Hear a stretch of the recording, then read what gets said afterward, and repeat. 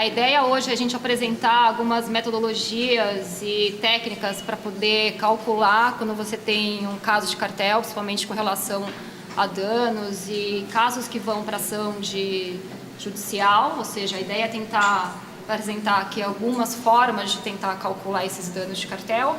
E só para trazer algumas estatísticas, por exemplo, em 2014, 17 casos foram julgados pelo CAD de cartel, 15 foram condenados, e em 2015, até julho, foram 12 casos julgados e 9 condenados, ou seja, a gente tem aí um aumento de casos de cartel que pode acabar tendo essa necessidade de apresentar metodologias para mensurar os danos causados pela infração. Queria agradecer aos palestrantes da mesa e a gente vai começar com o Szabolcs Lőrinc, que é da Comissão Europeia, o economista do DJ Competition, do economista-chefe da Comissão Europeia. Ele é mestre e doutor em economia pela Universidade de Toulouse, com especialização em organização industrial. E ele é responsável por análises econômicas e estatísticas em vários tópicos em defesa da concorrência. E ele participou da elaboração de um guia, ou seja, a Comissão Europeia tem um guia de análise sobre quantificação de métodos, não só de cartel, mas de outras infrações. Então ele vai apresentar os métodos que eles usam para poder quantificar esses danos, tanto danos quanto o sobrepreço. Ele também vai comentar um pouco sobre o guia que a Comissão Europeia está elaborando sobre cálculos do PESOM.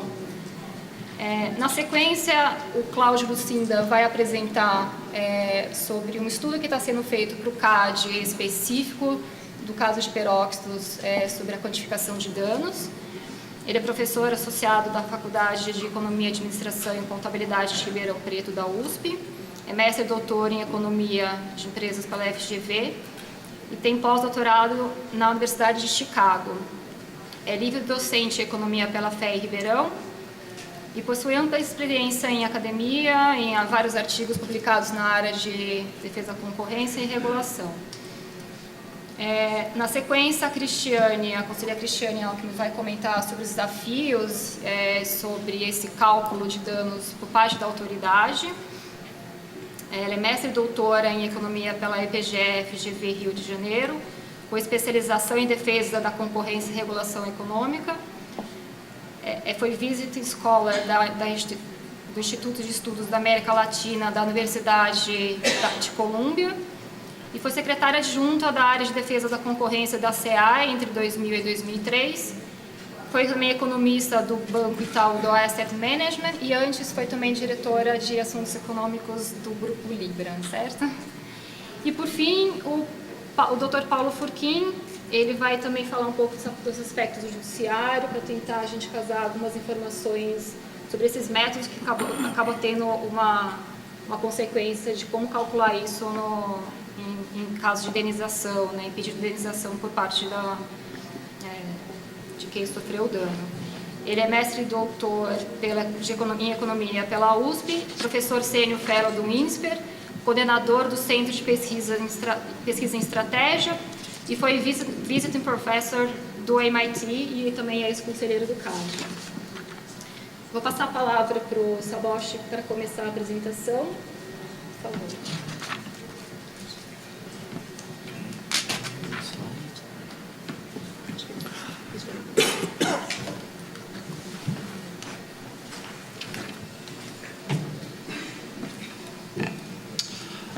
Thank you. My name is Szabolcs Lőrinc. I work for the European Commission. European Commission is the executive body of the European Union, which is a union of 28 European countries. The European Commission is responsible for several policies of the Union, one of them being competition policy. I actually work for Directorate General Competition of the Commission. This is basically the European Commission agency. In this DG competition, we have a dedicated group of economists called the Chief Economists team. It is led by the Chief Economist, who is currently Massimo Motta, Professor Massimo Motta from Barcelona. And I'm a member of this team. We are working on competition policy cases. what I'm going to talk about today is the Commission's guidelines on quantification of antitrust damages. This guideline is basically geared toward helping courts and experts into implementing these methodologies in order to facilitate the increase of quantification of damages. What is the legal background which is important for this quantification is the following, is that the European Parliament and the European Council enacted a directive which came into force in 2014, and it says that everyone who has suffered harm because of an infringement of competition law has the right for compensation, and this compensation, it means that this entity or person who has suffered the harm has to be put into a situation which had been in absence of the infringement. The damages directive stipulates that it is the member states, that is this European countries' legal system, who has to provide the legal background, the rules for enabling the enactment of this possibility of exercising these rights. And in particular, the legal system, the courts have to be able to assess the quantification of these damages. It is clear that this quantification exercise is often very difficult, and that is why the European Commission has been asked to write a guidance paper on methodology. How we tackle this problem or this task is that we commissioned an economic study, and then based on this economic study, our staff also wrote a guidance paper. And as you can see, so there is a practical guide that I will talk about today, and there is an underlying background quantitative study which we commissioned, which is even more detailed with relevant issues. I would also mention that there is more in the pipeline. There is a logical follow-up on quantification of the pass-on of damages, and there is a similar project going on. We commissioned a new economic study on the pass-on issues, and it is foreseen for next year that this study will be published along with new guidelines. Here I give you a very brief outlook on the quantification guideline. As you can see, the structure is the following, is that you can see that there's a discussion of the legal context that I mentioned. The biggest chunk of the guide is basically outlining the relevant methodologies, the different techniques, and discussing those pros and cons and trade-offs. And there are also hypothetical illustrations for the different possible cases. I'm not going to go through all these details.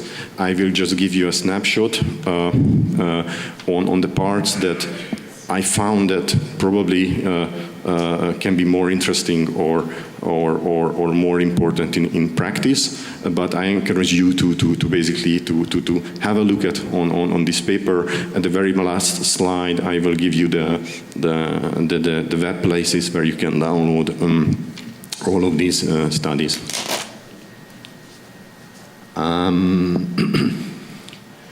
In the guide, we define two broad categories of harm that we can quantify, or we should quantify. So one is, roughly speaking, overcharges or increased prices. Typically, we have in mind here a cartel activity. And the second is exclusionary practices. So typically, what we have in mind is abuse of dominance. we can break down these categories of harm. One perhaps arbitrary, but actually is not arbitrary, but it's just a particular view on the issues, how I categorized these different harms. So one particular breakdown is what I present here, is that in the case of the overcharges, we can talk about the direct effect when just the price increases. Then we can talk about volume effects. These are intrinsically related concepts. As prices increase, volumes tend to decrease. So these also can result in specific forms of harm. And finally, we can also talk about pass-on to other players on the market. So it can happen that a certain customer of an infringer suffers a higher input price or price from the infringer, but eventually this customer passes on the price increase to its own customers, and in this case we are talking about the case of the pass-on.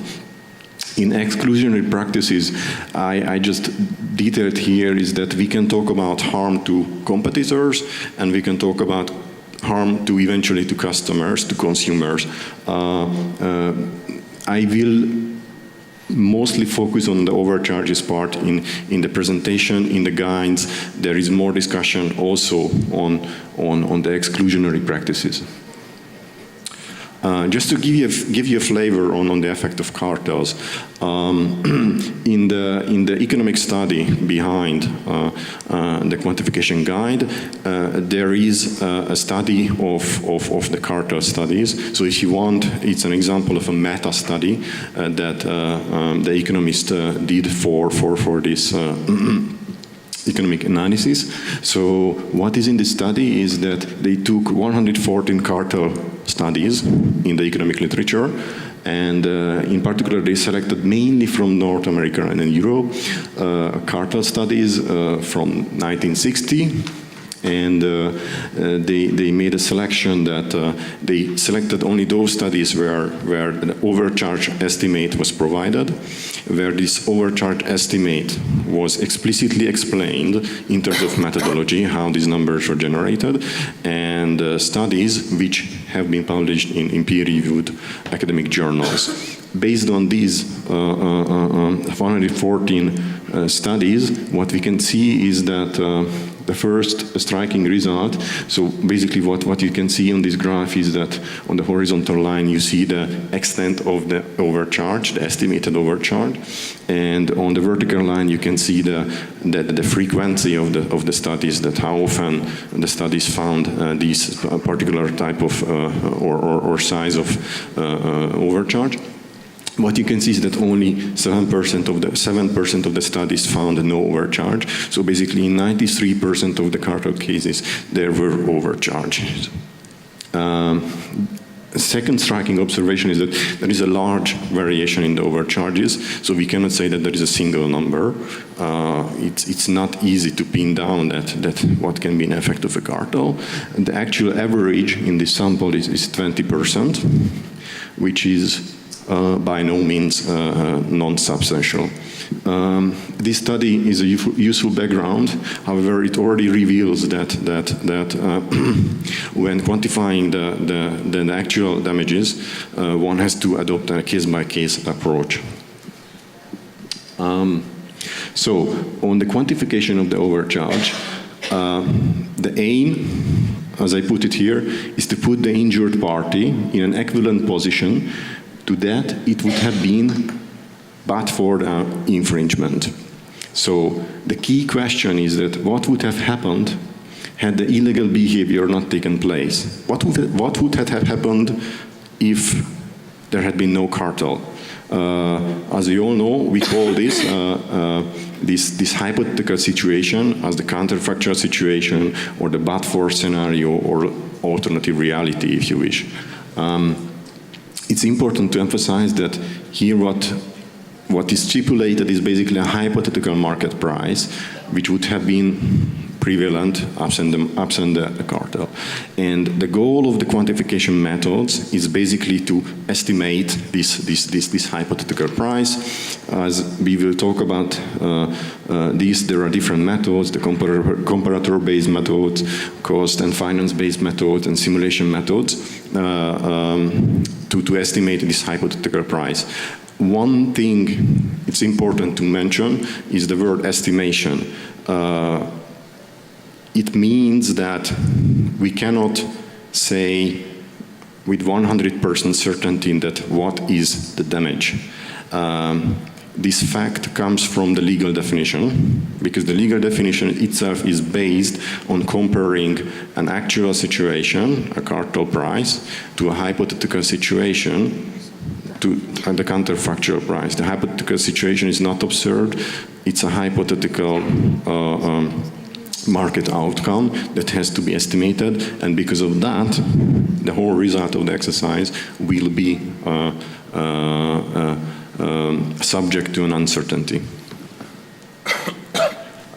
This graph shows basically the basic component to understand that what are the factors that we would like to estimate. So what we can see here is a demand curve or demand function. It represents the negative relationship between the quantity and the price. As the price increases, there is less and less willingness from the consumers to buy, and that is why the market quantity decreases.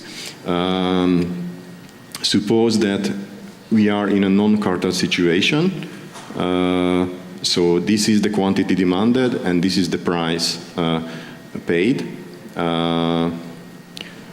If a cartel is formed and if the cartel is successful, then the price goes up, so this is the price increase, and as a response, demand also decreases, so basically you get into this point.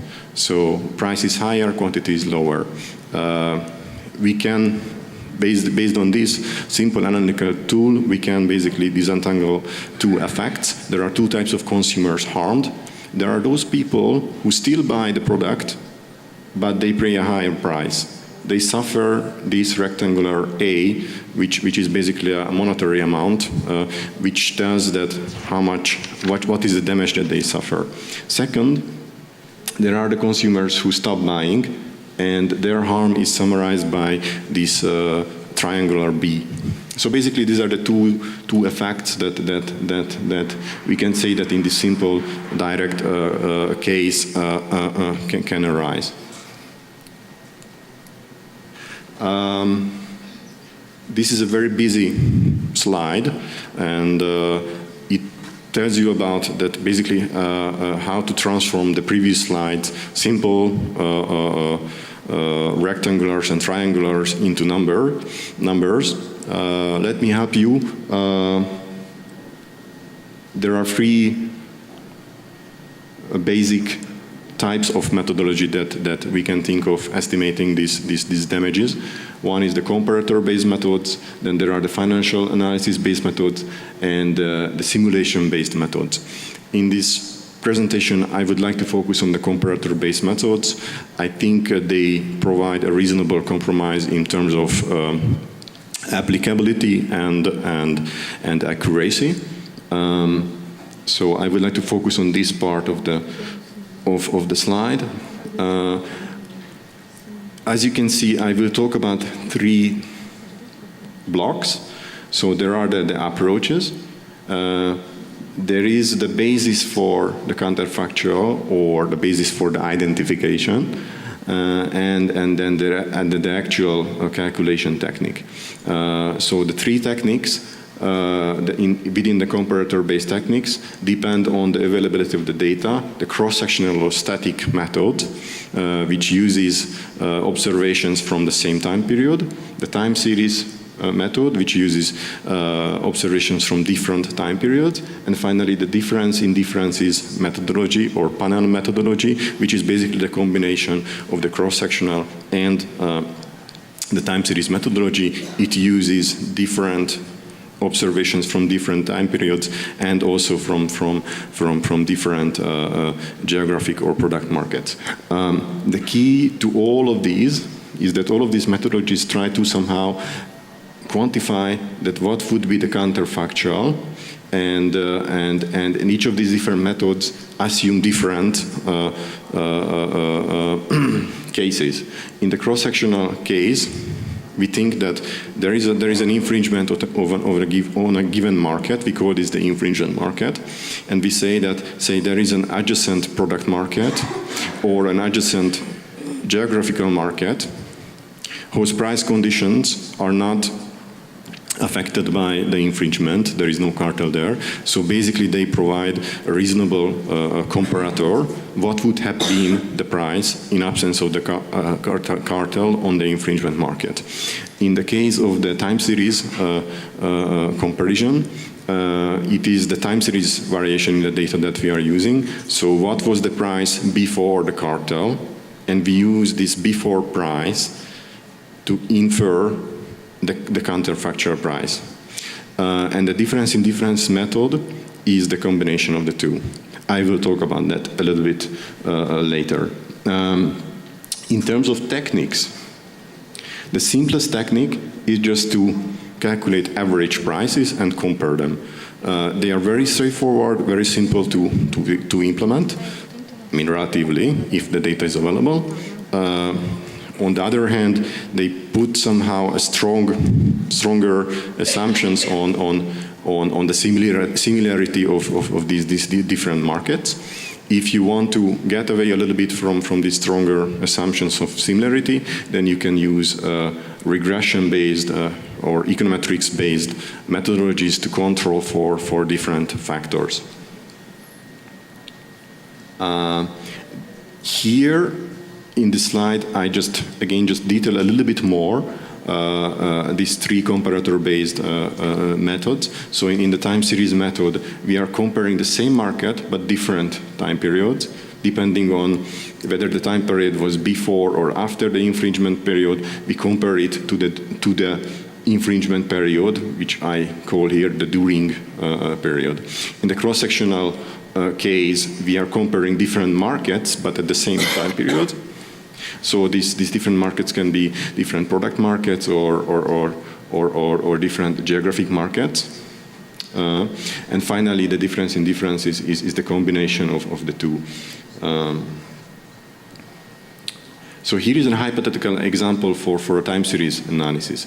So you have a market where the price evolves like this.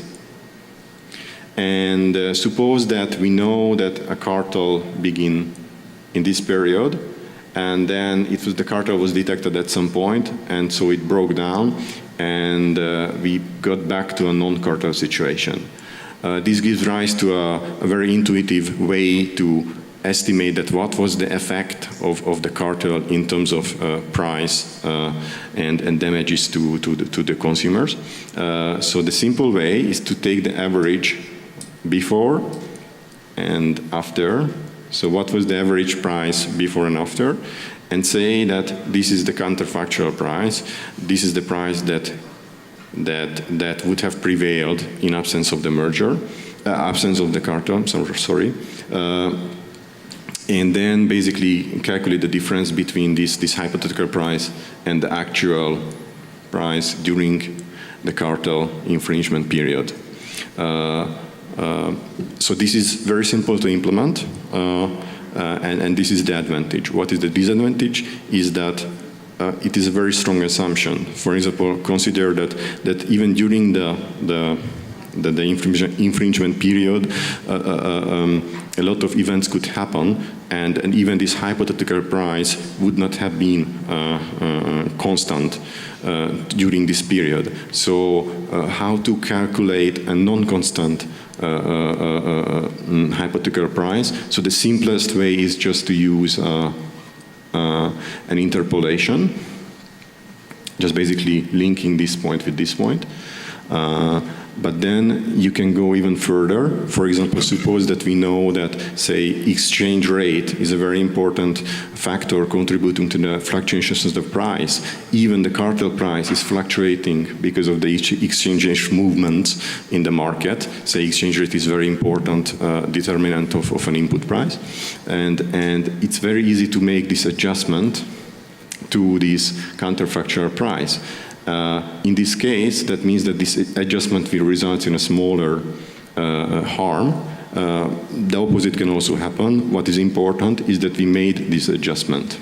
You can also generalize that how to take into account all these factors. The important thing is that the analysis, the economic analysis itself makes possible to identify these counterfactual prices and also control for other effects.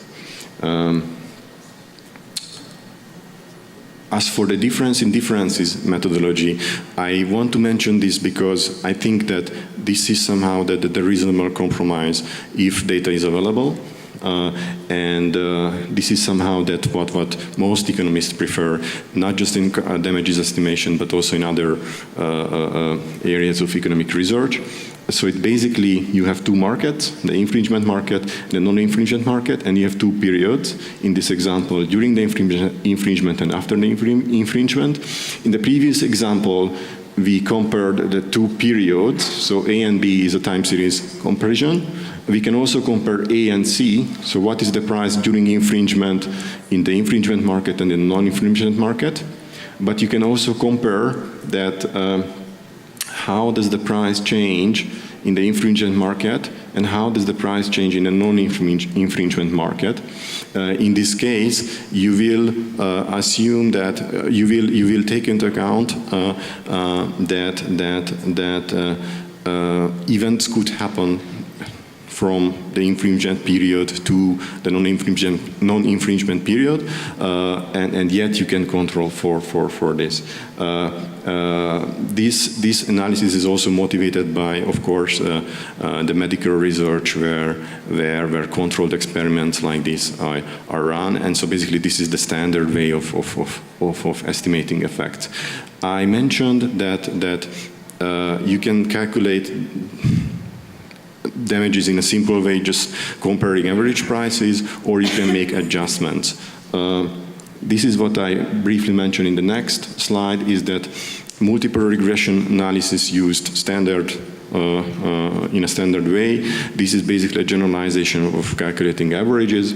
All these comparator methods that I mentioned can be implemented using regressions, and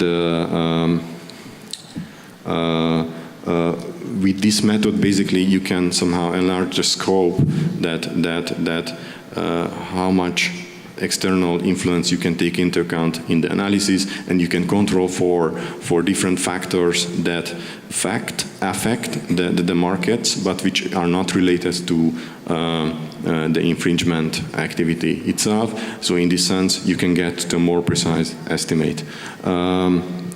We also have at the Commission best practices on the submission of economic evidence, where we give guidelines basically on this type of analysis, how to conduct this in the context of an antitrust or competition policy analysis. The practical guide on the quantification of damages also mentions other methods. Here, because of the lack of time, I will not focus on these methods.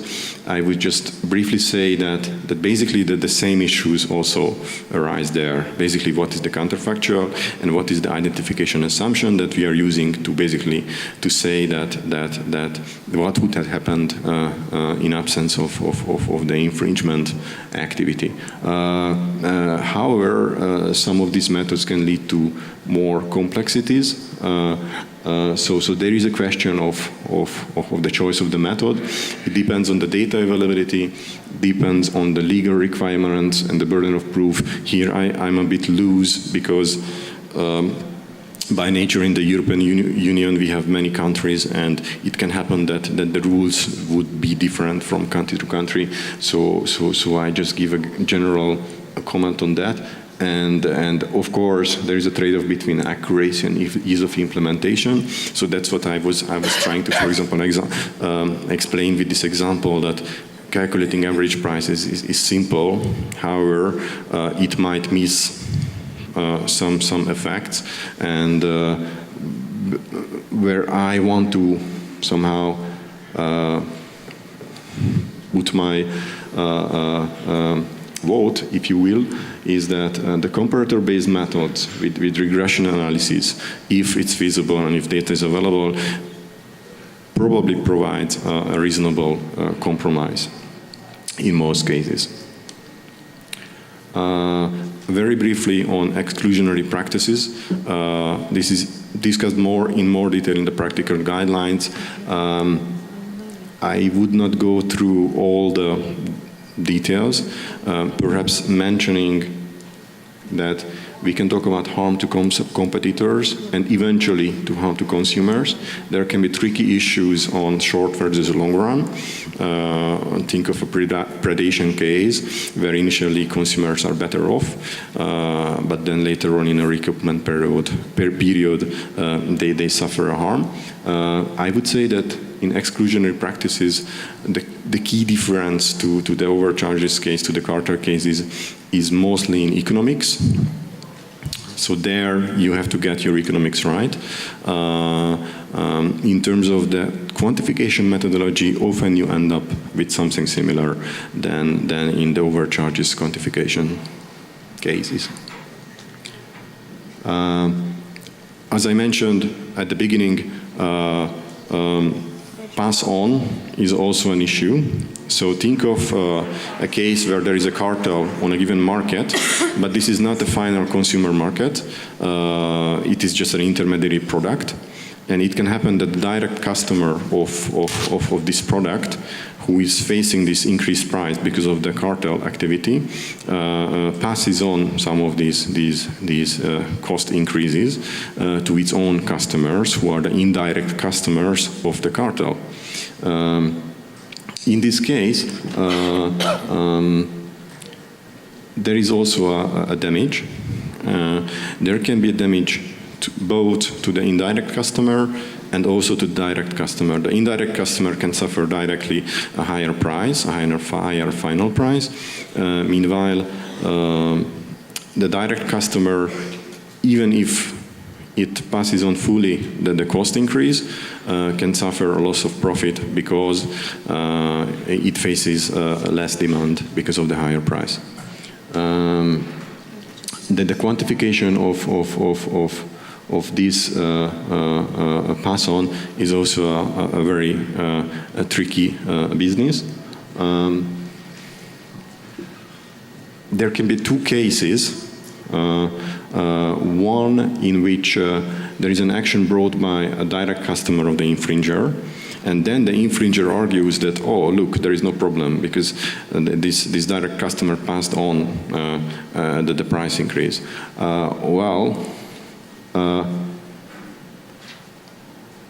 The case is that it's not that simple because there is still the output effect. So even in this case, the direct customer is harmed. Then there is a second case where the indirect customer brings an action because simply it faces a higher price. As I said, the quantification of these passed on overcharges is more tricky. Again, I would say that and then I'm not going into the details, that in many cases you can end up with basically getting back to the standard comparator-based methods, and can be applied these methods directly on the price of the indirect customer. Here I briefly mentioned some interesting factors that can affect the pass-on rate. The main message from here is that the pass-on rate is not the same from case to case. It always depends on the case. In particular,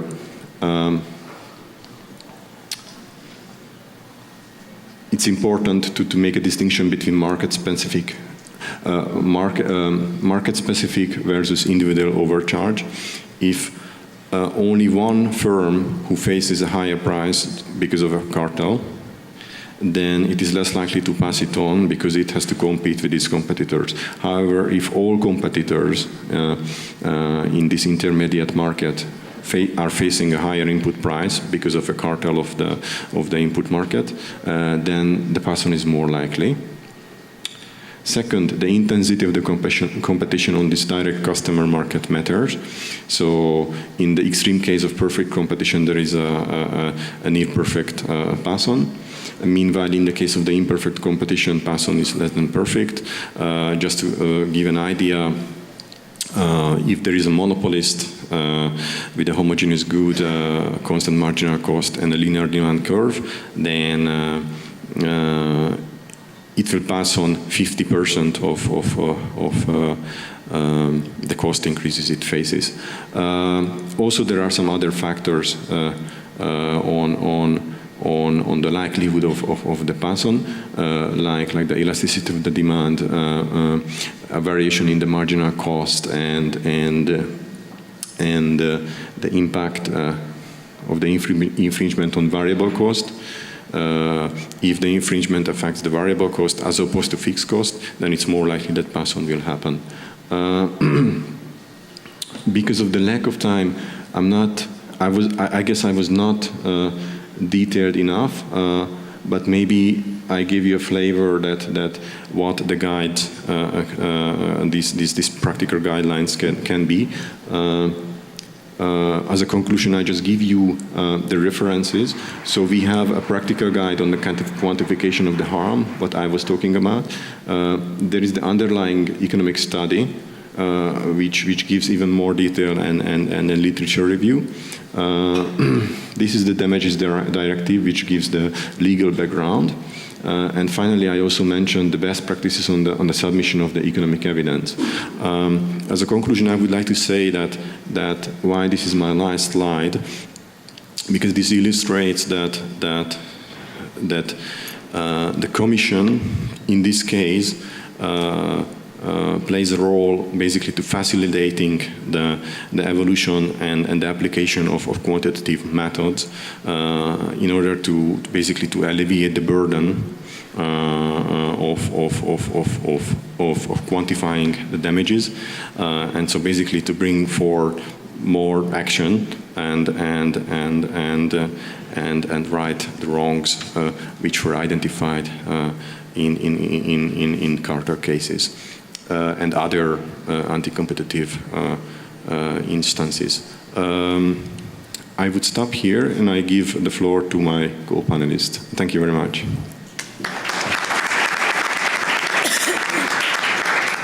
Thank you very much for the great presentation. Cris, agora. Não.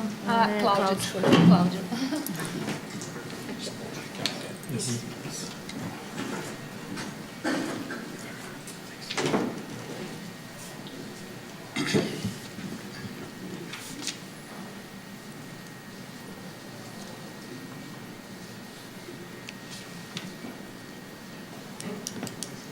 Só guardando aqui a apresentação.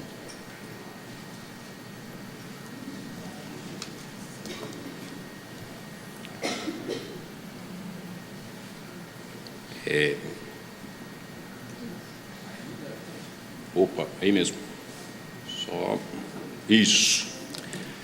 Muito obrigado, boa tarde. Meu nome é Cláudio Lucinda. Eu estou aqui para falar sobre um trabalho que a gente está realizando juntamente com o CAD, especialmente o Departamento Econômico, sobre avaliação de danos de cartel. Eu vou falar um pouco sobre esse projeto, um pouco sobre métodos, mas basicamente falar um pouco desses métodos no contexto do projeto em si, porque eu acho que é uma iniciativa bastante interessante do ponto de vista de desenvolver esse conhecimento e criar um acervo de técnicas e um acervo de códigos que podem estar disponíveis aí para o Departamento Econômico. Então, voltar um pouco, acho que o Sabolch falou um pouco no começo sobre isso. A ideia dos danos são uma compensação pecuniária ou indenização que pode ser recuperada judicialmente por qualquer um que possa ser prejudicado com essa por meio de um ato, omissão ou negligência legal. O grande ponto aqui, e acho que o Sabolch também falou isso, a necessidade de você ter um contrafactual. O que vai acontecer? Esse contrafactual vai determinar a diferença, os danos, que é a diferença entre o preço efetivamente praticado e o que a parte teria pago na ausência da ação coordenada do cartel. E aí acho que o valor adicionado do economista, tanto o consultor quanto o departamento econômico da defesa da concorrência é importante. A ideia é você ter técnicas para tentar estimar esse preço contrafactual e aí, portanto, a gente consegue ter uma estimativa desses danos de cartel.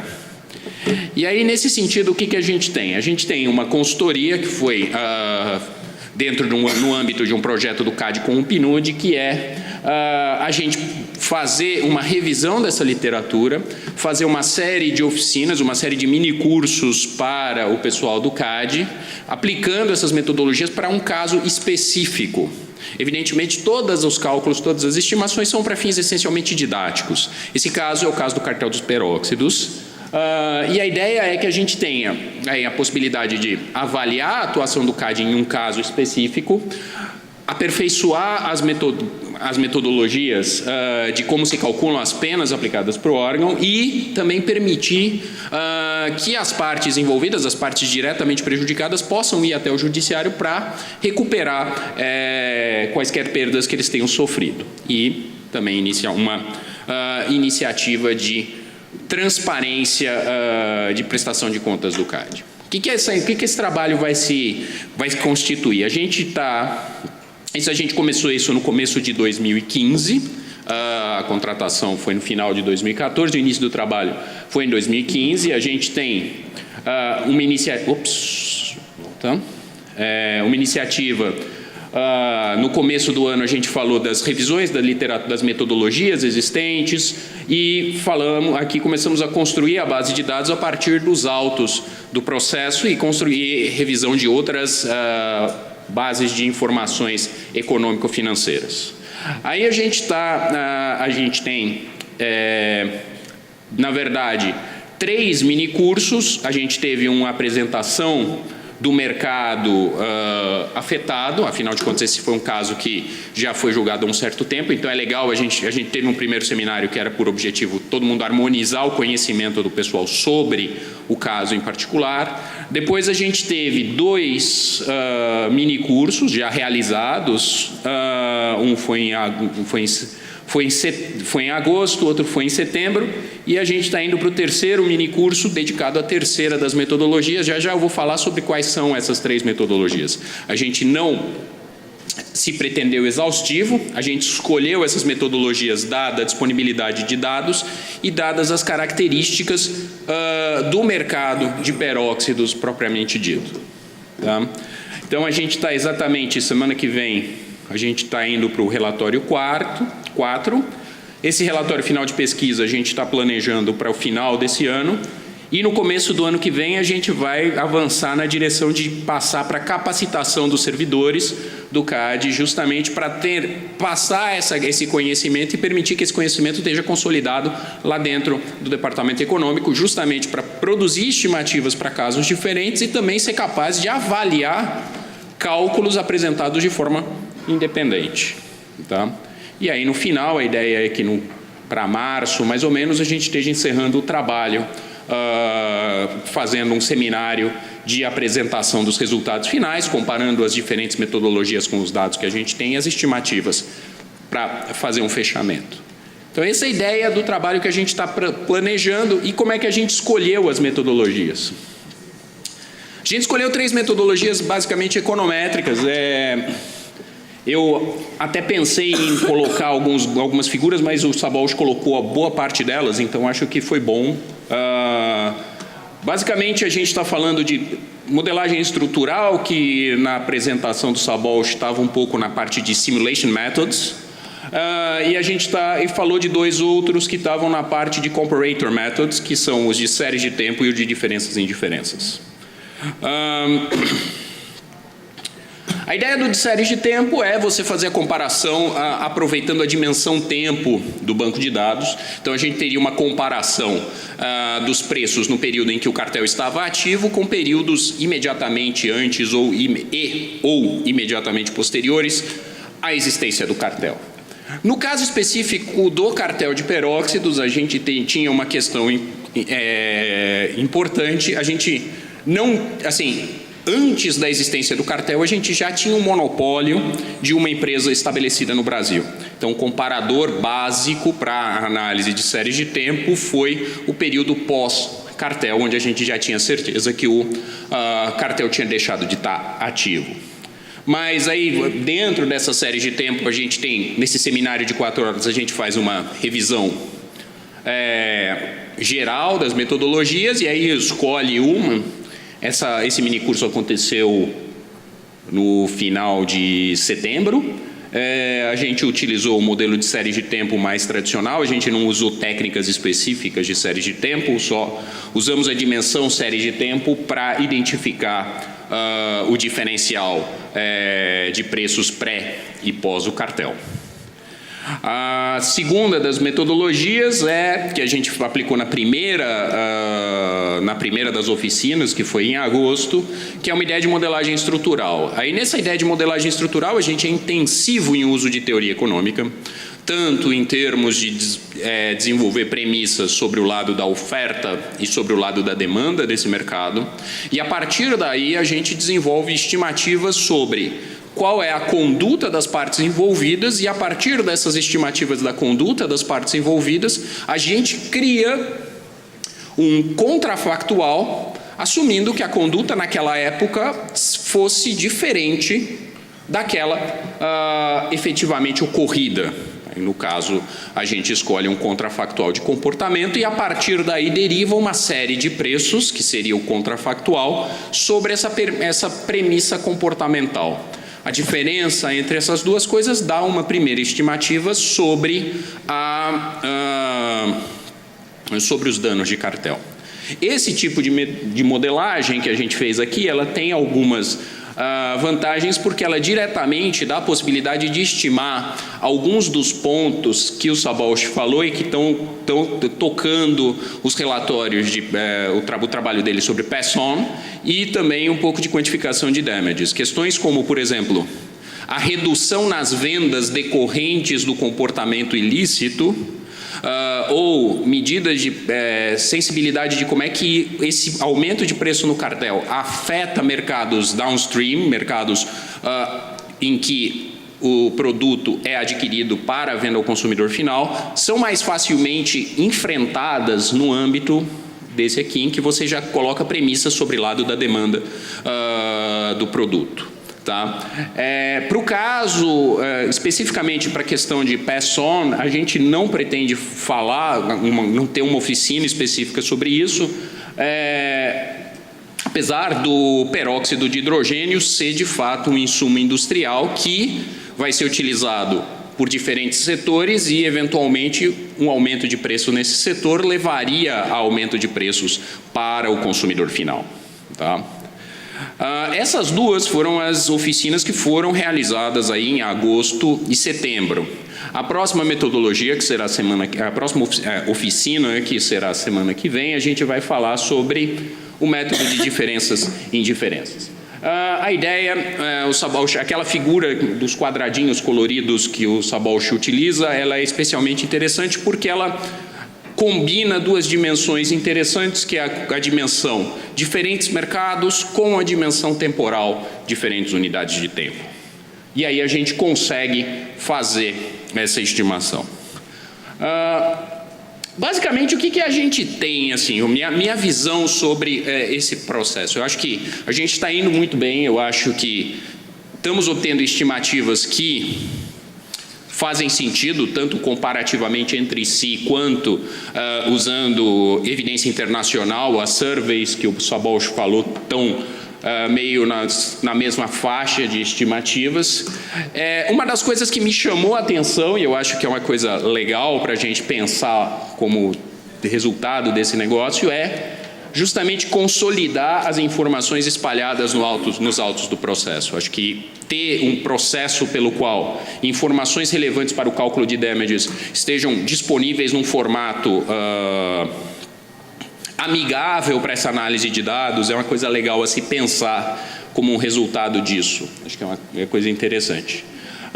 Os próximos passos é justamente passar para a transferência de tecnologia, ou seja, a gente ter aí a capacitação dos servidores do CAD para replicar e adaptar as metodologias para casos específicos, e a gente vai fazer um fechamento que vai ser a comparação das estimativas para fins didáticos e até para a gente ter uma comparação como diferentes metodologias sobre um mesmo banco de dados levam a resultados distintos, porém a gente consegue fazer uma taxonomia, uma classificação de aonde está a causa dessas diferenças.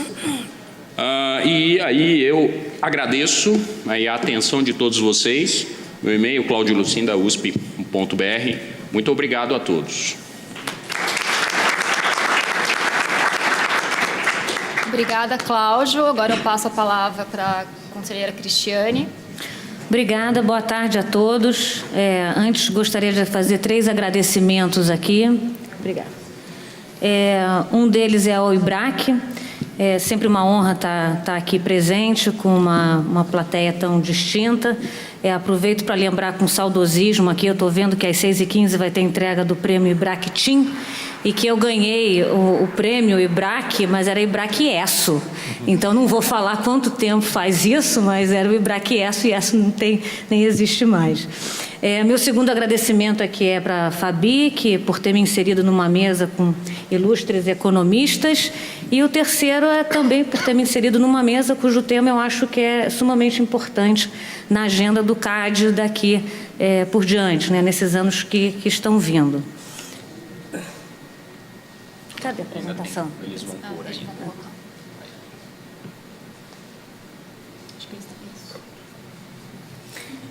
Então, a agenda que eu pretendo seguir aqui nos próximos 20 minutos são basicamente 5 itens: motivação, aspectos históricos, o problema econômico, dificuldades práticas e a conclusão. Tá? No que toca aí a motivação, no tocante à motivação do que eu vou comentar hoje aqui, cartel é uma conduta per se, no sentido que, uma vez demonstrada a sua existência, sabe-se que a prática é danosa para a sociedade, só é benéfica para os membros do cartel, e suas consequências são muito graves. As consequências pecuniárias são muito ruins, como, por exemplo, o exemplo do cartel do cimento, que afetou o preço da cadeia toda aí produtiva, chegou à construção civil. Então, a casa que a gente compra, o apartamento que a gente compra, provavelmente a gente pagou um sobrepreço aí, mas ela também tem efeitos não pecuniários muito graves na vida do cidadão comum, que é como os gases medicinais, em que significou menos oxigênio para tratamentos hospitalares. Portanto, criar incentivos cada vez mais críveis e potentes, né, para que os empresários façam a conta e vejam que não vai valer a pena fazer cartel, eu acho que é uma agenda importante.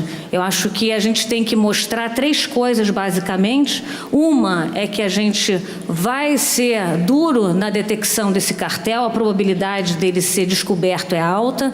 A outra é que, se ele for descoberto, a gente vai estar condenando esse cartel, tanto do ponto de vista administrativo quanto do ponto de vista criminal. E, por fim, que as sanções pecuniárias sejam, pelo menos, sejam maiores do que o dano ou o benefício auferido aí pelo cartel. Portanto, a palavra de ordem que eu vejo aí é dissuasão. Tá? Então, eu acho que a ameaça de que o Estado, e eu vou me referir ao Estado aqui diversas vezes, e o Estado eu vou estar me referindo ao CAD, ao Ministério Público e à Justiça, no nosso caso particular de cartel aqui. Então, a ameaça de que esse Estado punirá com rigor, ele deve ser de fato crível. Só que a gente sabe que a cultura que a gente tem ao longo, qual é o aspecto histórico aqui? Se a gente pegar lá atrás, e temos aqui Edgar Pereira, e tem algumas pessoas que participaram dessa época do lá atrás, até 1991, a gente tinha uma cultura que o governo fixava preço junto com o setor privado. Era essa cultura que permanecia naquela ocasião. E, a partir dos anos 90, a gente teve aí uma ruptura muito grande em que mudanças institucionais no Brasil foram feitas de tal maneira que o Brasil de hoje certamente não é o Brasil de outrora, né? Então, a gente teve aí abertura comercial, diminuição de tarifas de importação, tivemos uma ampliação da concorrência, portanto, a gente ainda precisa melhorar nesse quesito. Nós somos uma economia fechada, sim, mas melhoramos bastante do que éramos para hoje. Passamos a usar de maneira mais eficiente políticas monetárias e fiscais para controlar a demanda agregada. Em 94 tivemos o Plano Real, em 99 tivemos aí a Lei da Responsabilidade Fiscal, tivemos a adoção do tripé macroeconômico, regime de metas de inflação, câmbio flutuante, superávit primário. Tudo isso fez com que hoje o Brasil de hoje fosse um Brasil melhor, e nesse ensejo todo a gente teve a promulgação da Lei da Concorrência em 94, que implantou no país uma moderna lei de defesa da concorrência. E nesse contexto, então, aí eu vou falar do Sistema Brasileiro de Defesa da Concorrência e vou incluir CA e SDE também junto com o CAD, porque até pouco tempo eles fizeram parte muito importante desse sistema. E eles tiveram um papel cada vez mais relevante aí na nossa cultura, de tal modo que eu acho que o CAD é um excelente exemplo de uma instituição de Estado, porque a gente permeou assim, diversos governos e a gente viu que o Sistema Brasileiro de Defesa da Concorrência ele só foi melhorando com o tempo, e eu acho que eu posso falar isso com certa propriedade, dado que eu trabalhei no passado no sistema. Mas cultura a gente não muda da noite para o dia, né? A gente, muito já foi feito e muito a gente pode fazer, né? Então, nesse sentido, só para lembrar um pouco, lá atrás, um pouco para motivar o porquê que agora a gente está vendo o dano e agora a relevância do dano, lá atrás, nos anos 2000, por exemplo, a nossa preocupação maior, naquela época, a SEAI estava começando a estruturar a sua secretaria, tentando uniformizar os atos de concentração horizontal, que hoje em dia já está passado, isso aí a gente já está vendo outros problemas. Então, quando eu vejo aqui que a gente está tratando de remédios, de danos, isso eram coisas que a gente não falava no passado. E naquela época, a parte de cartéis, ela foi para a SDE, e foi para a SDE por um motivo muito apropriado, porque como sendo uma conduta per se, os economistas muito pouco teriam a trazer aí em qualquer cálculo de benefício. Então, a gente tinha que garantir ali o direito ao contraditório, garantir o direito da ampla defesa, dar o devido processo legal, e isso quem sabe fazer muito melhor são os advogados e não exatamente os economistas aí. Mas nisso tudo, com a nova lei, esse novo CAD, de alguma maneira, a gente herdou essa cultura CA e SDE CAD. Então, as multas que são cobradas têm uma dimensão muito mais legalista do que, de fato, um ponto de vista econômico que seria baseada no cálculo do dano. Tá? Então, eu considero que novos avanços aí a gente poderia fazer, né? E acho que esse é o momento. E aí eu pergunto, que avanços são esses, né? Onde é que a gente gostaria de chegar? Então, para tentar organizar um pouco o pensamento, eu diria o seguinte: o problema do Estado, e lembrando que Estado aqui a gente está falando de CAD, Ministério Público e Justiça, né? Ele tem uma função objetivo muito clara, que é maximizar as chances de um empresário não se sentir mais incentivado a cartelizar. E ele tem aí umas restrições. Ele tem a restrição legal e ele tem restrições institucionais aí. E a solução desse problema é que a gente precisa elaborar um conjunto de sanções críveis. E essas sanções críveis, na verdade, eles têm 3 vértices muito importantes e complementares.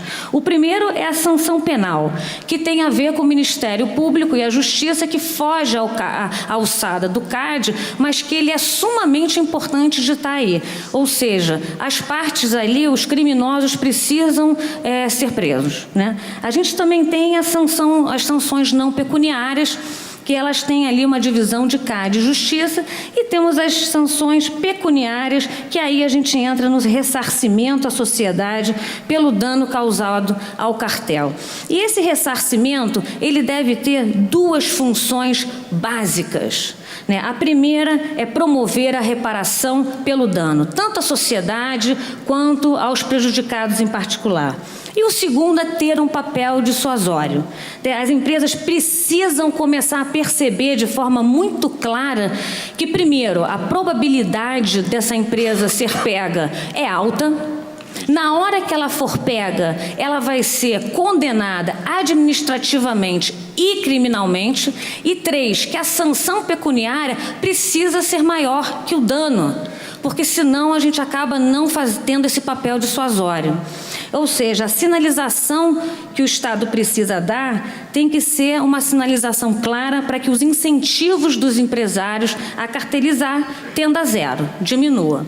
Esse aí é o gráfico que já foi colocado aqui mais de uma vez. É só um pouco só para definir que o sobrepreço, que eu vou falar no slide seguinte, ele é a diferença do preço do cartel menos esse preço contrafactual. Esse preço contrafactual é aquele preço que deveria ter prevalecido caso o cartel não tivesse ocorrido. Tá? E tem as quantidades aqui no eixo horizontal, que é a quantidade do cartel, preço do cartel, preço contrafactual e a quantidade contrafactual. A gente tem aqui o sobrelucro e a gente tem aqui o que a gente chama de deadweight loss, e aí o dano do cartel que eu estou me referindo são essas 2 áreas aí, tá?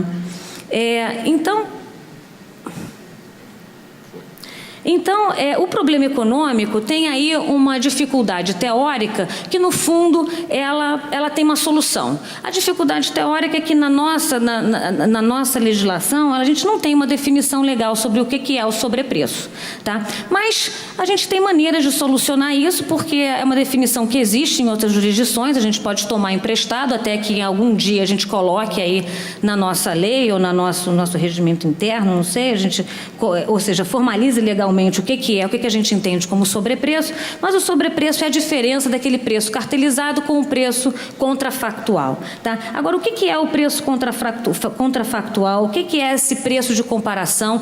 Então, isso eu acho que tanto Lucinda quanto o Sabosh falaram aqui intensamente, ou seja, existem técnicas econométricas e estatísticas para a gente calcular os danos dos cartéis. Elas são perfeitas? Não. Elas são triviais de serem encontradas? Não.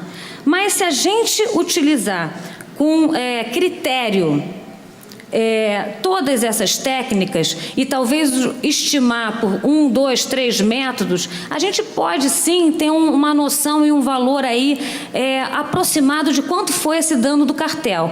Qual é o valor exato que a gente vai pegar? A gente pode pegar o lower bound, por exemplo, ou a gente pode fazer 2, 3 métodos e pegar uma média das médias dos métodos. Ou seja, como a gente vai chegar ao valor final, né, o número 80 bilhões, 70 bilhões, isso é uma coisa a ser conversada depois que a gente começar, de fato, a utilizar esses métodos e a começar a encontrar esses valores aqui, né? Então, não vou... Isso aqui são alguns dos métodos que eles já comentaram. Não vou comentar isso aqui, mas eu quero comentar nos próximos 2 slides aqui, que há dificuldades práticas. Tá? E a primeira dela, que eu vou me tocar aqui, é a questão da dosimetria, tá? A dosimetria das penas. Então, tem essa linha aqui que eu estou apontando, você tem ali nessa linha o 0, que você não paga multa nenhuma, e você tem o 100, que você está pagando 100 unidades monetárias, por exemplo. Tá? Se você está fazendo um acordo de leniência, você tem uma redução de 1/3 a 2/3 dessa multa, portanto, você vai ficar num range ali que você vai pagar 33 unidades monetárias até 67. Tá? Se você fizer um acordo aí de um TCC, dependendo se você for o primeiro, o segundo ou o terceiro, você vai aí ter descontos diferentes, mas reparem que você está sempre num range. Se esse caso subir para o tribunal, então você tem um desconto aí de até 25% aí, de 15%, desculpa. Então, essas discussões sobre dosimetria, elas estão sendo já conversadas dentro do CAD, a gente conversa muito sobre isso, mas eu quero trazer um ponto novo aqui, ou um ponto que eu considero pertinente, de que eu entendo o seguinte, quando a gente está falando de dosimetria, para mim, como economista, talvez, e tentando trazer a ideia do dano, a dosimetria na multa, para mim, ela não faz tanto sentido, porque ela passa a ser endógena. O que eu quero dizer com isso?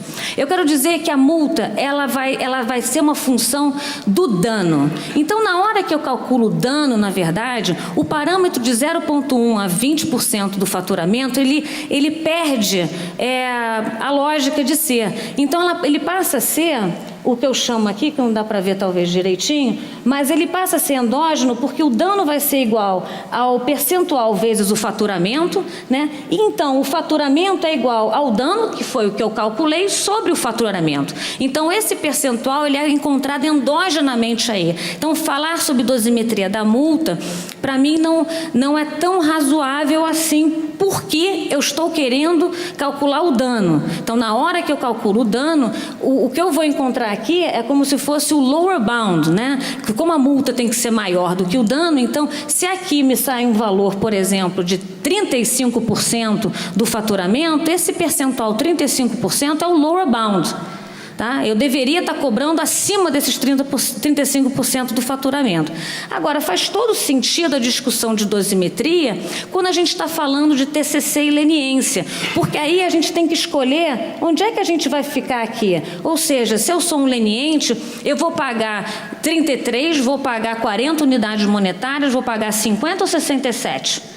Se eu sou o cara que estou fazendo o TCC, eu vou pagar ali, se eu tenho um desconto de 50% até 30% ali, o que eu vou pagar? Então, aí o artigo 45, ele é muito importante, porque ele vai me balizar, ele vai me ajudar a escolher de uma maneira exógena aquele percentual que para delimitar a minha dosimetria aí. Tá? O outro ponto importante, quer dizer, outra dificuldade prática que eu vejo, é como as leis e as instituições podem afetar os incentivos dos agentes. Então, isso aí, para mim, é law and economics na veia, né? Até brinco que, quando eu morei em Porto Rico, eu costumava dizer que cultura latina com leis americanas não funciona. Então, meus colegas porto-riquenhos, eu dizia para eles que eles são muito festeiros, etc. Eu falava, vocês, na verdade, são os baianos com dinheiro, né? Porque o baiano você chega lá, é tudo mais lindo, pessoal preguiçoso, são gente boníssima, mas um pouco da preguiça. Gosto muito da Bahia, by the way, aqui, mas o porto-riquenho, então, ele é um pouco assim, só que com dinheiro, né? Então, tem muito dinheiro lá, então eu brincava que tudo tem a ver com os incentivos, né, que são dados. Leis americanas em cultura latina fica um pouco problemático. Então, falando de incentivos, que é uma palavrinha muito falada entre os economistas, a pergunta é: os incentivos dados pelo Estado, eles têm sido dissuasórios, né? Aí eu vou apontar duas dificuldades aí. Uma de cunho institucional, então uma dificuldade prática institucional, e outra que é uma dificuldade prática legal. A dificuldade que eu vou apontar aqui, de cunho institucional, tem duas vertentes aí. Uma que é do ponto de vista administrativo, eu faço a pergunta, né? As multas têm sido maiores do que o valor do dano causado, de forma geral? E eu vou fazer uma outra pergunta, que com desrespeito do ponto de vista penal, que todos os cartéis condenados pelo CAD têm sido denunciados criminalmente pelo MP à Justiça e seus integrantes têm sofrido, de fato, reclusão? né? Quais dos empresários aí do cimento, dos vergalhões, dos gases medicinais, quem está na prisão, né? E aí eu vou também apontar uma dificuldade legal, que a dificuldade legal tem a ver com o artigo 37, que a pergunta que eu faço é: será que o artigo 37 permite que o CAD multe as empresas num valor maior que a vantagem oferida quando não for possível estimar o dano? Então, ou seja, cobrar o máximo permitido de 20% sobre um ano de faturamento. Um ano de faturamento. Será sempre maior do que o benefício oferido durante um cartel de, digamos, 6, 7, 8 anos? Provavelmente não.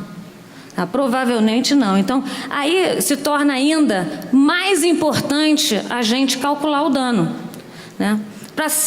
Para que ele esteja, a gente tenha uma sanção de fato dissuasória. Mas eu acho que a gente tem como dar um passo adiante, ou seja, a gente olhando a história do que a gente fez, de tudo que nós já fizemos aí no antitruste brasileiro, eu acho que talvez o passo agora, e que a gente já está dando, ou seja, o CAD já está dando esse passo, tem aqui o Cláudio Lucinda aqui, que está lá dentro do CAD ensinando e mostrando como se calcula, metodologias para se calcular dano. Eu acho que a agenda da gente agora precisa estar nesse pé, ou seja, no caso do CAD, eu acho que a gente precisa passar a calcular de forma sistemática o dano, sempre que possível, né? E por que isso? Para, assim, a gente poder multar, né, as empresas que formaram um cartel num valor maior do que o dano causado, e mais ainda, para fomentar o Ministério Público a usar os ditos cálculos para levar adiante na sua denúncia criminal à Justiça. E mais ainda, para que a gente possa fomentar que o Judiciário use ditos cálculos para duas coisas, tanto para poder levar adiante suas análises penais, quanto também para servir como base para o ressarcimento privado das partes que, porventura, venham acontecer lá na Justiça. Então, aí, no caso do Ministério Público e da Justiça, o Ministério Público deveria denunciar criminalmente, frente ao Judiciário, todos os casos de cartel condenados pelo CAD, e a Justiça, por sua vez, deveria punir criminalmente todos esses casos de cartéis, né? E também no caso de que as partes privadas recorram a ele depois. Então, a mensagem muito principal, que eu acho bem importante de passar aqui, além da importância de calcular fazer o cálculo do dano, é que existe um papel complementar entre o CAD, Ministério Público e Justiça, que isso só ajudaria, só reforçaria o programa de leniência. Ou seja, se o Ministério Público e a Justiça, de fato, fizessem com que os empresários fossem presos, se a gente, de fato, do ponto de vista administrativo, fizesse uma sanção em que a multa fosse maior do que o dano causado, então a gente certamente, primeiro, estaria reforçando o programa de leniência, que ficaria muito mais crível, e as sanções totais ficariam muito mais dissuasórias. Tá?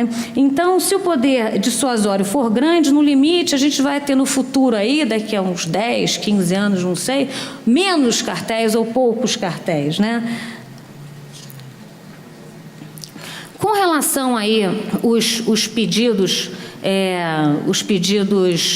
judiciais, eles ainda têm sido poucos, são poucos os casos no judiciário, né, pelas indenizações dos danos sofridos pelas partes privadas. Eu botei 2 exemplos aí, que foi do vergalhão e dos gases medicinais, mas eu sei que tem outros casos aí que talvez mereceriam serem comentados. Mas deixa eu te fazer um comentário que eu esqueci de fazer aqui, que é um comentário, um exemplo, só com relação a cálculo de dano e multa. Um exemplo é o vergalhão. Tem um estudo de 2 economistas, um da PUC e outro do INSPER, em que eles calcularam, fizeram o cálculo do dano e chegaram à conclusão, a preços de 2014, que o dano do vergalhão foi na verdade 80 bilhões de reais. Tá? A nossa multa, ela foi de 350 milhões, somando todas as 3 empresas, que isso representa 7% do faturamento.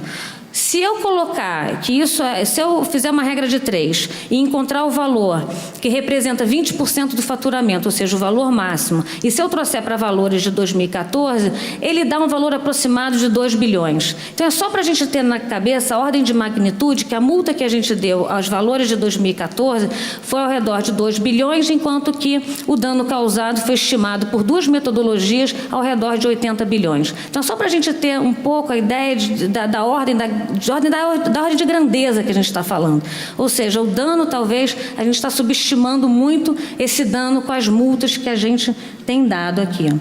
Mas, voltando aqui aos pedidos judiciais, portanto, eles têm sido ainda poucos casos no judiciário, basicamente por 2 problemas. Um, que o custo do litígio ele tem sido grande vis-à-vis o benefício esperado por esse indivíduo, ou seja, o tempo que ele gasta no judiciário e o dinheiro que ele gasta é muito alto pelo benefício individual que ele recebe, e o fato dele ter aí uma retaliação por parte dos cartelistas ali, que provavelmente provém o insumo aos prejudicados, né? A gente tem como resolver esse problema?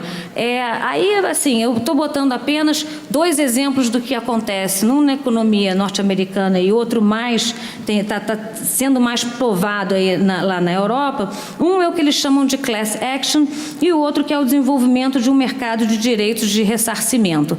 Nós aqui no Brasil poderíamos desenvolver outras coisas? Claro que sim. Então, a nossa economia ela tem outras idiosincrasias diferentes dos outros lugares, então a gente poderia vir com algumas outras soluções. Essas aqui são possíveis soluções que estão acontecendo lá fora e que talvez deveriam ser estudadas aqui dentro para ver se a gente conseguiria implementá-las aqui dentro. Então, aí eu concluo a minha apresentação, apenas enfatizando aqui os itens mais importantes que eu quis mencionar aqui nesses 20 minutos. O primeiro é que eu acho que o SBDC, né, o Sistema Brasileiro de Defesa da Concorrência, e em particular o CAD, estão de parabéns, são motivos de orgulho para qualquer brasileiro. A gente está tendo uma instituição, na verdade, que é de Estado, não é de governo.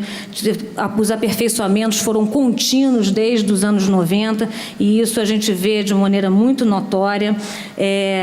O outro ponto é que eu gostaria de trazer sempre essa agenda, ou seja, eu quero trazer esse debate ao Conselho da promoção ao ressarcimento justo através do cálculo do dano.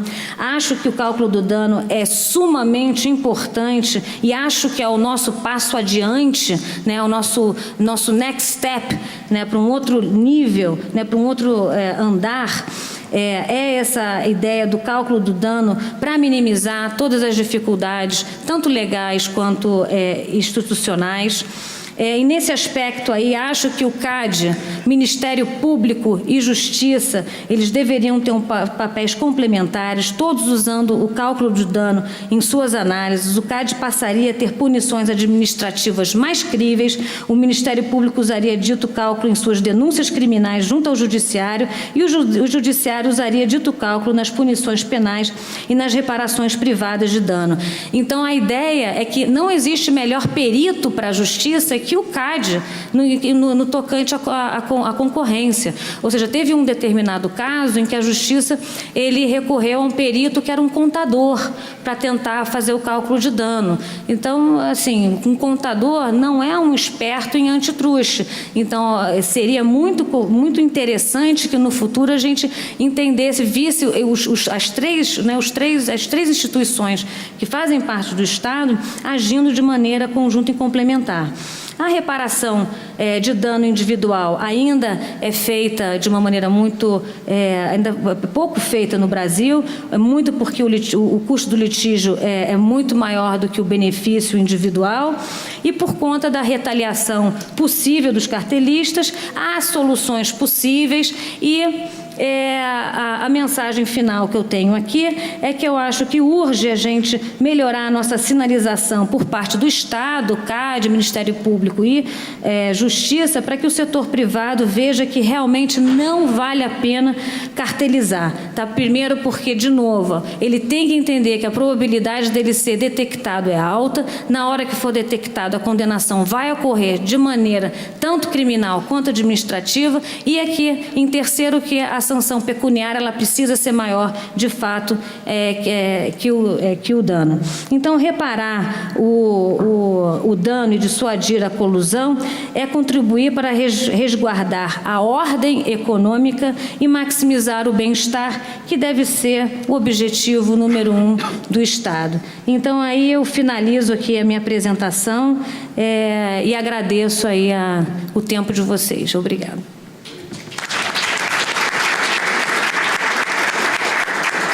Obrigada, Cristiane. Agora passo a palavra para o Paulo. Obrigado, Fabiana, e agradeço não só a Fabiana pelo convite, por participar dessa mesa, mas também ao IBRAC, e não só agradeço, como cumprimento pela seleção do tema. Então, daqui já dá para ver que algo é absolutamente consensual nessa mesa, né? Todos nós consideramos que a estimação do dano é um tema absolutamente relevante, oportuno, e que deve crescentemente entrar na agenda de todos aqueles que atuam na defesa da concorrência. Ainda é embrionário, mas deve crescer muito, né? É também um privilégio aqui ter contado com os que me antecederam, né? O Saborchi, é um privilégio você ter alguém que participou da construção do guia exatamente desse tema na União Europeia, um economista ultra competente, que se mostrou muito didático também. Contar com o Cláudio, que é a pessoa que está fazendo esse estudo junto ao CAD, o que já revela uma preocupação do CAD com o tema, naturalmente compartilhando da nosso entendimento que este é um tema ultra oportuno. E, finalmente, a Cristiane, que deu uma visão não só de autoridade, portanto, a visão da política e como esta variável entra na política pública, mas também com uma visão bastante ampla do tema, né? Tanto do ponto de vista teórico, quanto do ponto de vista desse sistema institucional em sua totalidade. Então, um privilégio, isso me leva, inclusive, a ser muito parcimonioso no tempo que eu tenho pela frente. Já utilizei mais ou menos metade nos elogios aos que me antecederam, e eu vou fazer uma apresentação muito rápida e apenas para complementar em alguns aspectos que me parecem interessantes, de modo que ainda tenhamos algum tempo para alguma questão. Quem sabe na audiência tem alguém que acha que estimar dano não é algo relevante, né? Seria muito bom a gente ter esse questionamento. Bom, a discussão aqui está com esse nome estimação de dano, mas na técnica ela é, como já vocês viram, uma estimação de um sobrepreço, ou mais ainda, mais precisamente, a estimação do preço que ocorreria se não houvesse o cartel, né? O emprego disso, e isso ficou, acho, claro na apresentação da Cristiane, pode se dar em duas esferas.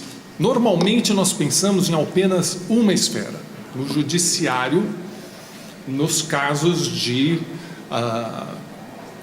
ressarcimento por um dano em que numa esfera dentro do judiciário, que é a esfera civil, né?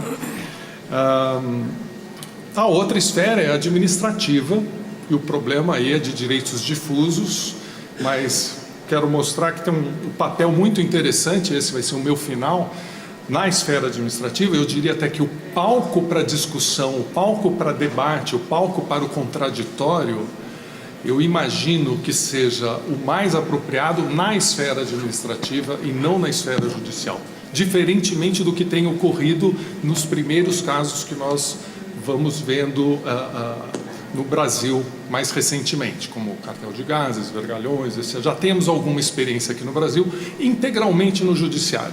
E há uma vantagem muito grande de se trazer isso para a esfera administrativa. Vamos para o judiciário, olhar rapidamente. Aqui eu estou me apropriando de alguns resultados de uma série de estudos sobre revisão judicial de decisões administrativas, em particular das decisões do CAD. Eu vou destacar dois duas regularidades, né? Dois entendimentos comuns. Um é que existe uma dificuldade do judiciário em processar, em analisar, digerir uma análise econômica complexa. Naturalmente, o juiz, obviamente, ele tem que lidar com toda a sorte e complexidade de problemas, não é a economia que é especialmente complexa. Mas o fato é que esse problema se apresenta de um modo geral ao judiciário e se apresenta no exame de uma análise de um cálculo de sobrepreço, por exemplo, que tem um uso muito intenso de economia. Não existe essa expertise no judiciário, não foi construído para isso, né? E qual é a consequência e o risco? É que o juiz pode ter uma tendência a adotar na sua decisão aquilo que ele entende, aquilo que ele consegue processar. Nessa diversidade de métodos que nós vimos, de um modo geral, dá para concluir que aqueles que são mais complexos são justamente os que vão dar uma medida, na média, mais acurada.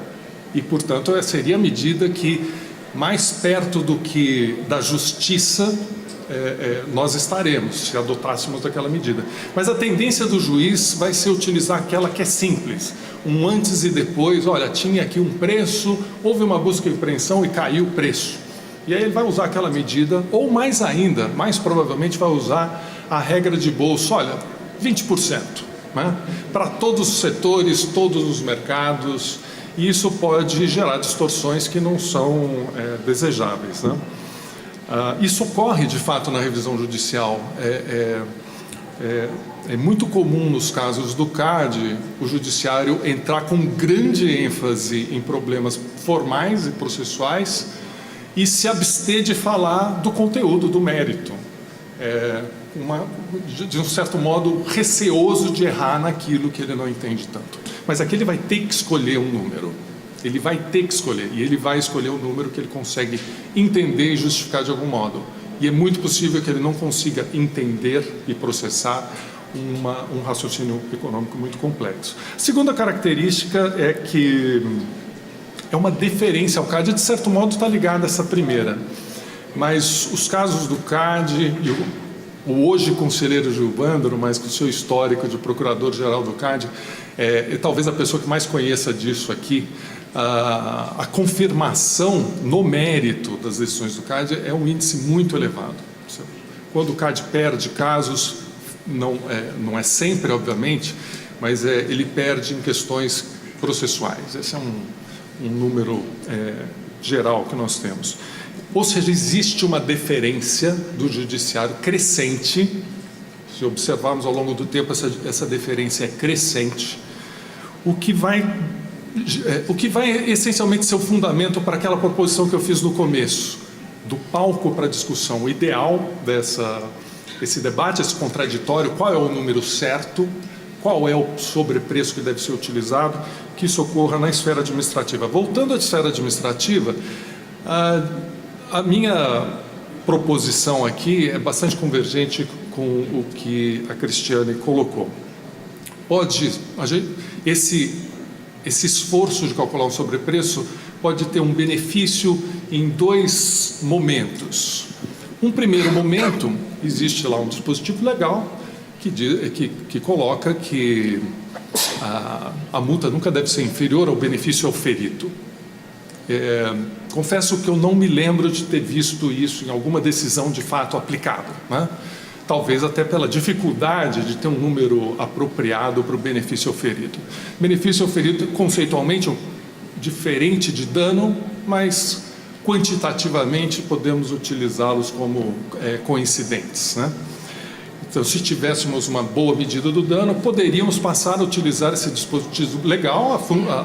O mandato do CAD é a aplicação da lei, incluindo esse dispositivo.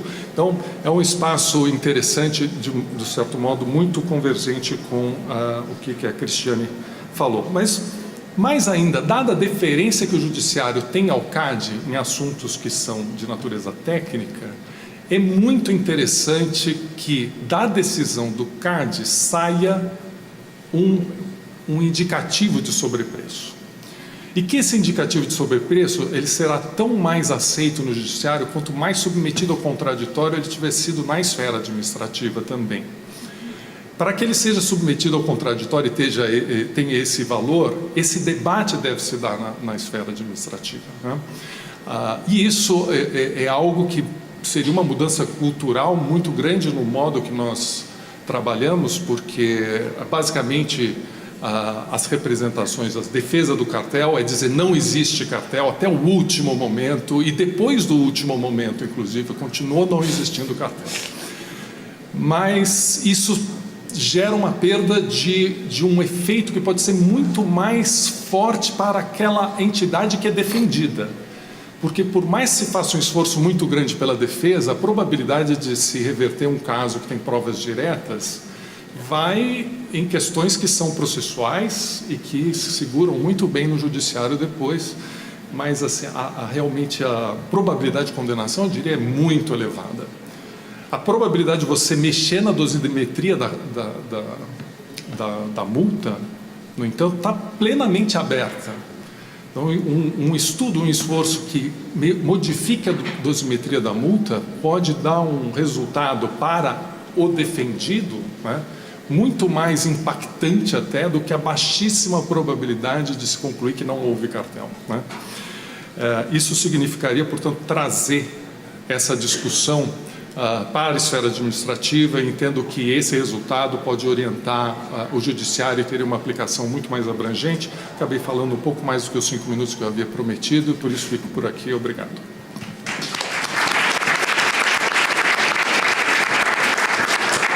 Obrigada, Paulo. Antes de terminar, acho que a gente não vai ter tempo para perguntas, que a gente está com o tempo bem apertado. Eu só queria fazer uma pergunta para a Cristiane sobre a apresentação dela, sobre o fato de a gente ter que calcular agora o dano, dado que a gente está apresentando todas essas metodologias e que o Cláudio está fazendo essa pesquisa específica para o CAD.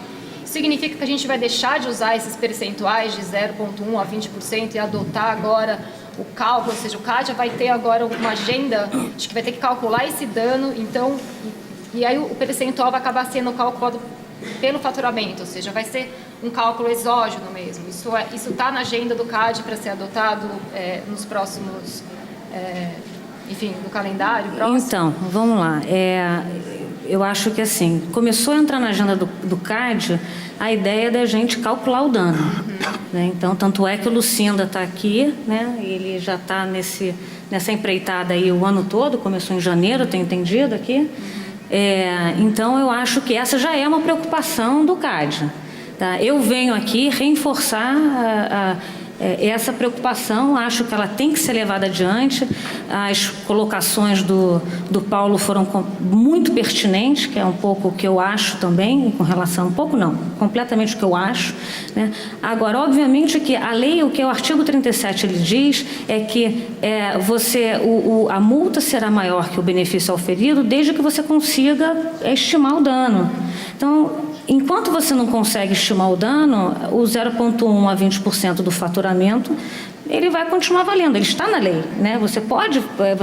É possível fazer aquilo, né? Aonde eu acho, aí é uma opinião pessoal, que eu acho aonde nós devemos ir, ou seja, já fizemos tantos avanços nesse processo todo, desde dos anos lá 90, como eu mostrei, né? A gente tem tantos que eu acho que agora o next step para a gente, dentre alguns outros assuntos, eu acho que é a gente tentar levar adiante o cálculo do dano.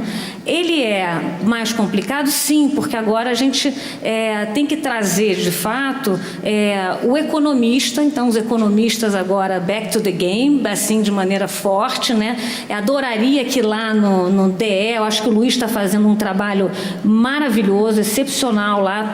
Hoje, aliás, completa um mês, eu estou fazendo aniversário hoje que eu entrei no CAD, e aí estou aqui com essa mesa. Então, eu acho que o Luiz está de parabéns lá com a equipe dele, e adoraria que nós víssemos lá mais PhDs e principalmente organização industrial e econometristas, porque a direção, no fundo, é essa, eu acho que da ideia do cálculo do dano. Mas a gente precisa de, obviamente, capital humano para estar ali, para poder... Então, se a gente vai conseguir ou não, esse é o desafio. né? Eu acho que primeiro tem um desafio, na verdade, da gente quebrar um paradigma e é como eu falei no início, a cultura está mudando, é um gerúndio, está mudando, né?